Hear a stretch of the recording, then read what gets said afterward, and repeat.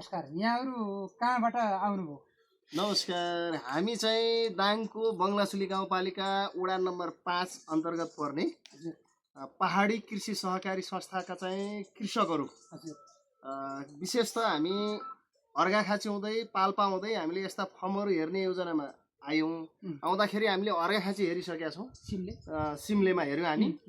त्यसै गरी अहिले हामी चाहिँ यो रैना देवी छहरा 4 अमलावास भन्नेमा आइपुग्यौँ।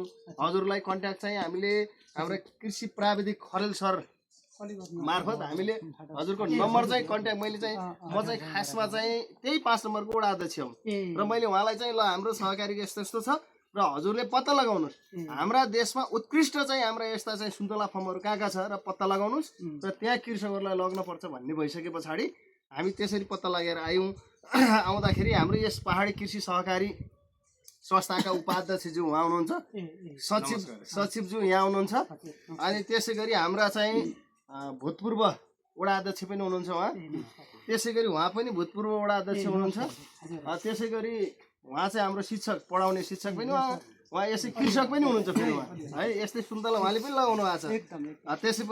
त्यसै गरी उहाँ चाहिँ हाम्रो चाहिँ खानेपानीको अध्यक्ष हुनुहुन्छ त्यही उसको, र अरू चाहिँ हामी चाहिँ यहाँ चाहिँ सबै किसानहरू र यहाँ चाहिँ हाम्रो वडा नम्बर 5 को त्यही कार्यालयको कृषि प्राविधिक पारेश्वर खरेल सर हुनुहुन्छ।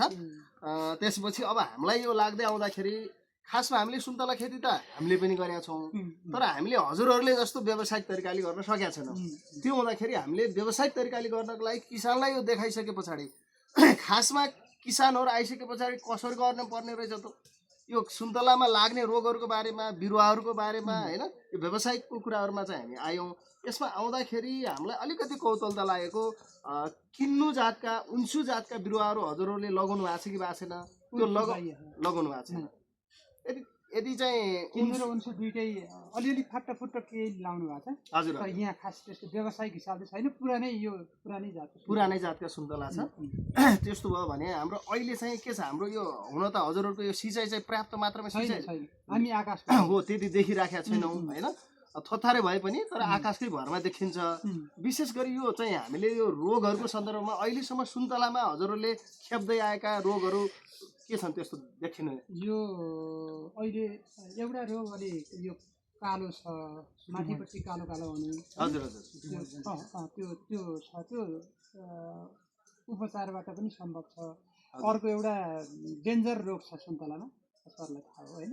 अहिले डेन्जर रोग के छ भन्दा माथिबाट सुक्दै गएर बुटाहरू नष्ट हुने, सकिने, दाना ठुटो खालको त्यो फलमा फुडेको खालको हुने होइन, त्यो भएर दाना नराम्रो हुने, खाँदा अमिलो हुने, त्यो खालको भएर सुन्तला मर्ने मात्रै होइन, त्यसले बगैँचै सफा गर्ने त्यो सरुवा त्यो हाम्रोमा पनि फाट्टाफुट्टा कताकति त्यो देखिएको छ। त त्यो त्यस्तो देखिने बित्तिकै हामीले थाल्ने गरेका छौँ।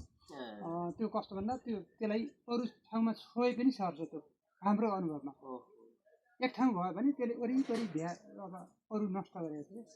एउटा त्यो छ, त्यो हाम्रोमा यहाँ त्यस्तो छैन, तर हाम्रोमा यो अलिक कालो रोग त्यो चाहिँ छ। त्यसलाई बुढो मिक्सरले जो हुन्छ भन्ने कुरा पनि छ। त्यसपछि सर्व आयो, यही उपचार गरेका छौँ हामीले, त्योभन्दा अरू गरेका छौँ। यही छ। मैले मेरो परिचय चाहिँ दिनु पऱ्यो। मेरो नाम टिकाराम पोखरेल, म यो अमलावास कृषक समूहको अध्यक्ष, अनि म हाम्रो छहरामा रहेको परोपकार सहकारी संस्था लिमिटेडको पनि म अध्यक्ष हो। यहाँहरूलाई स्वागत गर्न चाहन्छु। हामीले खेपेका समस्या खास यिनै हुन् र खास गरेर के छ भन्दा सुन्तला आफैमा यसले सुनका डल्ला लिएर आउँछ सुन्तलाले। अब त्यसलाई हामीले स्याहार दिनु सक्यो भने उसले जति चाहे त्यति दिन्छ। हामीले स्याहार गरिएन अनि नजिक भयो बुटहरू हाम्रा पनि छैनन्, पहिले यसरी जोडिनु हुन्थेन नि। हामी पनि प्राविधिक ज्ञान परम्परा तरिकाले चाहिँ लाइयो। अहिले हामीले अहिले अलि व्यवस्थित गर्न खोजेको यस्तो।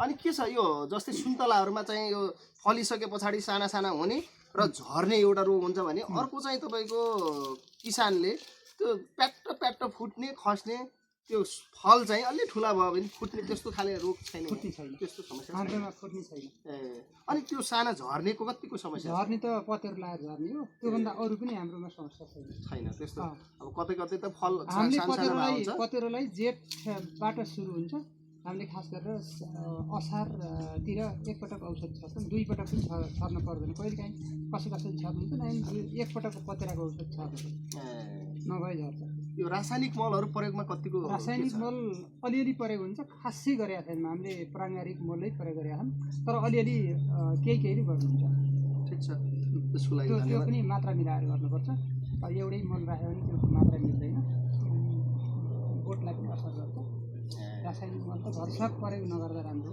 अनि के छ हाम्रो खरेल सरले यहाँ देख्नुभयो केही त्यस्तो चाहिँ बगैँचाहरूमा हाम्रो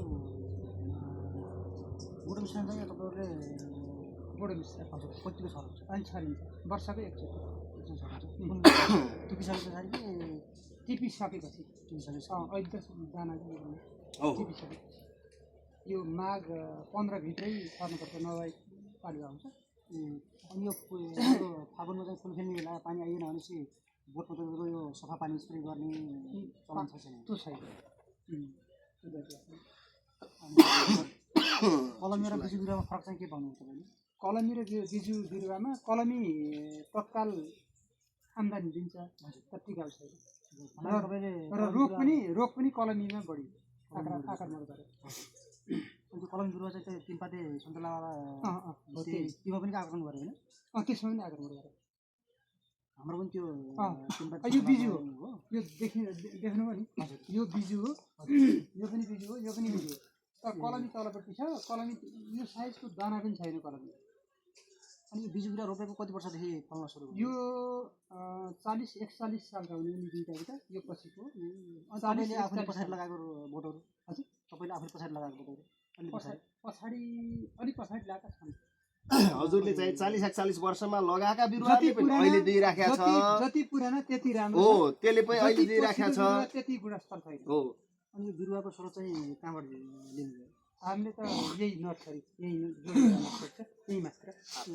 आफ्नै स्थानीय नर्सरी छन् यहाँ 4वटा नर्सरी छन् हजुर यहाँ 2टा छन् मात्र अरू 3टा तल तालसेन पाल्पाको सरकारी कार्यालयबाट लिनु भएन त्यहाँबाट पनि फाटाफुट्टा ल्याइन्छ हाम्रा यहाँ नयाँ केही ल्याएको छन् ल्याएको र यहाँ तपाईँको त्यस्तो ऊ छैन खासै हामीले यस्तो उहाँ ल्याएको हुर्केकै छैनन् भर्खर हो 1-2 वर्ष अगाडि मात्रै यहीँको उत्पादन छ ठिकै छ अब हामीसँग समय पनि अलिक